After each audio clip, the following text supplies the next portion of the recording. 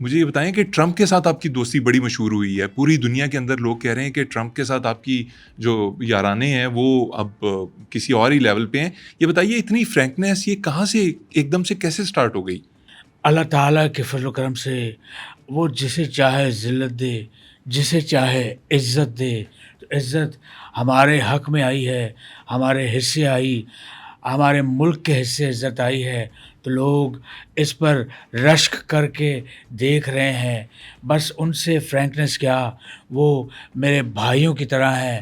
آپ یقین جانیں کہ ان میں اور مجھ میں اتنی اپنائیت، اتنی کلوزنس ہو گئی ہے، یقین جانیں اگر وہ بھٹے کا ایک سٹا لیتے ہیں تو توڑ کے آدھا مجھے دیتے ہیں، اگر وہ ایک چائے کا کپ منگواتے ہیں تو ساتھ ایک خالی کپ بھی منگاتے ہیں، ہم دونوں آدھی آدھی پیتے ہیں۔ ٹرمپ میں اور مجھ میں اتنی قربت ہو گئی ہے، ٹرمپ تو ڈرنے لگ گیا ہے۔ اس دن بھلا کیا کرتا ہے کہ مجھے بلایا اور ساتھ ہی $1 بل پہ انہوں نے اپنا سائن کیا، دوسری طرف انہوں نے میرا سائن کروایا اور نوٹ کو بیچ میں سے پھاڑ دیا، ایک حصہ انہوں نے مجھے دیا، ایک اپنے پاس رکھ لیا اور مجھے کہا کہ ڈیئر شہباز، مائی بردر، مائی لو، اگر ہم بچھڑ جاتے ہیں تو کہیں ہم امریکہ میں کسی میلے میں ملے تو ہم ایک دوسرے کو اس نوٹ کے جوڑنے کے بعد پہچان لیں گے کہ تم شہباز ہو، میں ٹرمپ ہوں۔ ان سے بہت اپنائیت ہو گئی ہے اور یہ بھی اعزاز محمد علی خان صاحب، میرے حصے یہ اعزاز آیا ہے۔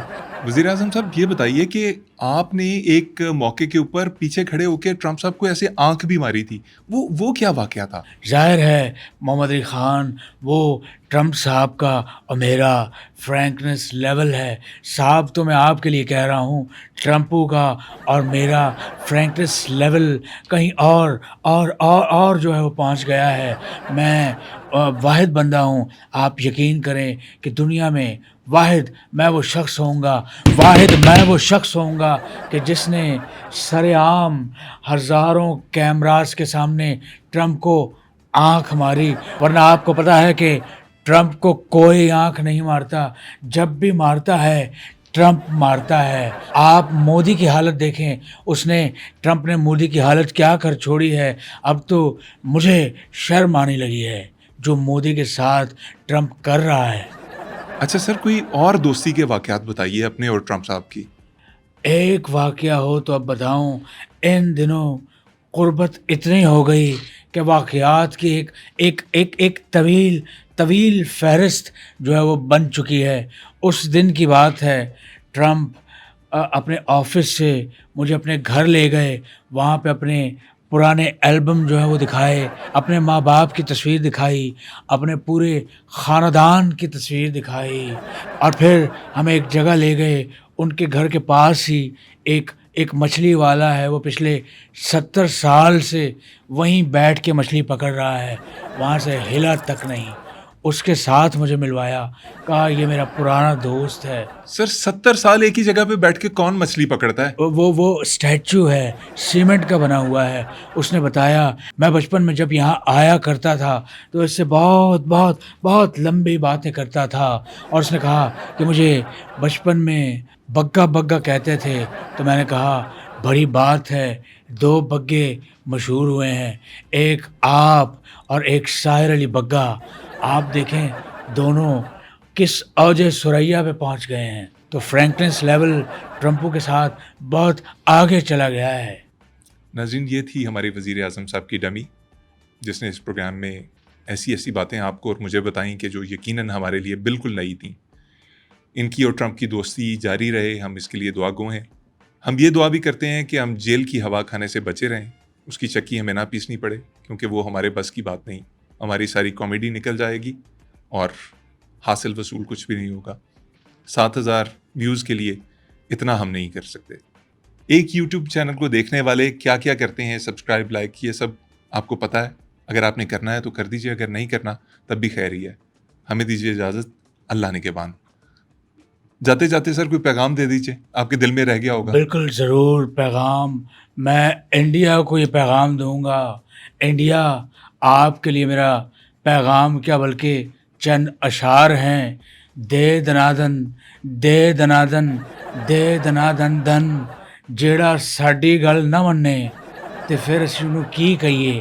آپ انڈیا یعنی مودی خود سمجھدار ہیں. ہوش کے ناخن لیں، امن آشتی بھائی چارے سے رہیں، ورنہ آپ آگ کا ایندھن اور چارہ بن جائیں گے. اس سے زیادہ میں کچھ نہیں کہوں گا. میرے تھوڑے کہے کو زیادہ سمجھ. محمد علی خان صاحب، یہ مسئلہ سمجھ سکتا ہوں، اور مجھے اس بات کا ادراک اور اچھی طرح سے اندازہ ہے کہ جب ایک نوجوان اپنی ویڈیو 99 پہ ڈاؤن لوڈ ہوتے ہوئے ایک دم انٹرنیٹ کے کٹ آف ہوتے ہوئے جو فیل کرتا ہے، میں یہ دکھ سمجھ سکتا ہوں. یہ مسئلہ عام نوجوان، عام پاکستانی کا نہیں، بلکہ یہ مسئلہ میرا بھی ہے.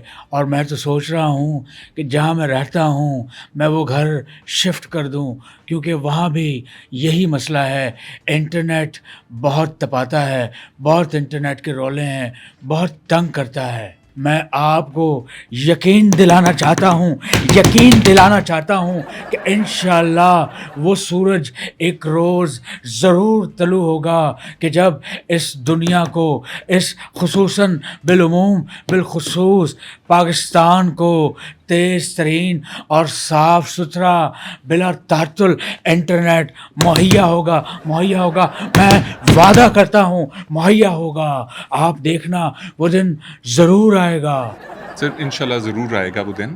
لیکن ایک چیز سمجھ نہیں آئی کہ آپ گھر بدلنے کی بات کر رہے ہیں اپنا، آپ تو پی ایم ہاؤس میں رہتے ہیں، آپ کو انٹرنیٹ کا مسئلہ کیوں آتا ہے؟ اس کی وجہ یہ ہے محمد علی خان کہ پی ایم ہاؤس سے سمندر بہت دور ہے. کیا کہہ رہے ہیں سر؟ کیا میں نے کچھ غلط کہہ دیا؟ سر پی ایم ہاؤس سے اگر سمندر دور ہے تو اس کا انٹرنیٹ سے کیا تعلق؟ دیکھیں، ویسے یہ باتیں ہی بنی ہوئی ہیں.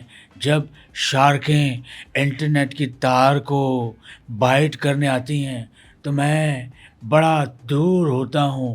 یعنی میں یہاں اور شارکس یہاں، تو میں ان کو ہش بھاگو، ہش میں انہیں یہ نہیں کر سکتا. یہ وجہ ہے کہ مجھے انٹرنیٹ کا مسئلہ فیس کرنا پڑتا ہے. سر چلیں، ایک مسئلے کے اوپر تو آپ نے بات کر دی. آپ محمد علی خان صاحب مسئلوں پر بات کرنے والے، ان سے گھبرانے والے ہم نہیں ہیں. آپ کریں بات. ایک مسئلہ ہو، دو ہو، جس پہ بھی کرنا ہے کریں. سر وہ بات میں پہلے بھی کر رہا تھا، آپ کو یہ کرنے کی ضرورت نہیں تھی، لیکن چلیں آپ نے کر دیا.